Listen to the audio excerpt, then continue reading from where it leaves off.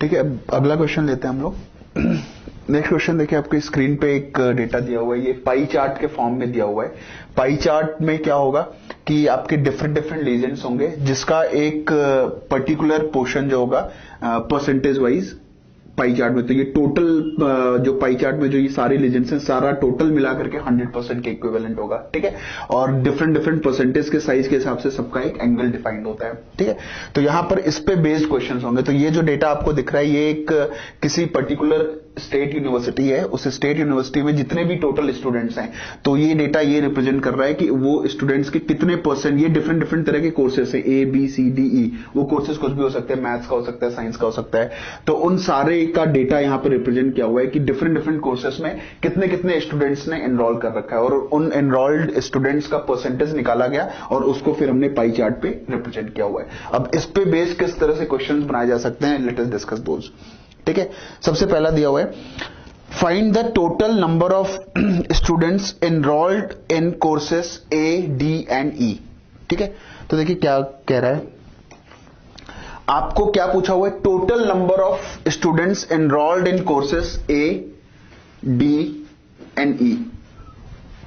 ठीक है, तो अगर मैं ए की बात करूं तो देखिए ये जो टोटल नंबर ऑफ कोर्सेज, यहां पर जो परसेंटेज दिया है, परसेंटेज किस हिसाब से दिया हुआ है, 17% ऑफ द टोटल स्टूडेंट्स, जो कि ये डिफरेंट, और ये हम मान करके चल रहे हैं, यहां पर एक अजम्पशन लेकर के चलना पड़ेगा, या तो देना चाहिए क्वेश्चन में कि ये जो 17,800 है, इस पूरे स्टूडेंट का जो ये पूरा बंच है, ये पूरे के पूरे बंच ने ए बी सी डी ई में से, एफ में से कोई कम से कम एक कोर्स तो एनरोल किया ही किया है।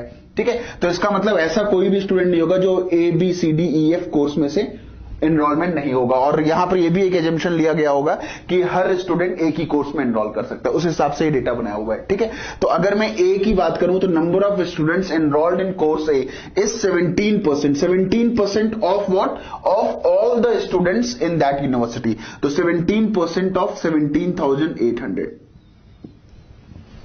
तो आपसे पूछा हुआ है ए में, डी में, ई में टोटल कितने, डी कितना है 23% ऑफ 17,800, एंड ई कितना है, ए हो गया, डी हो गया, और ई कितना है 22% ऑफ 17,800।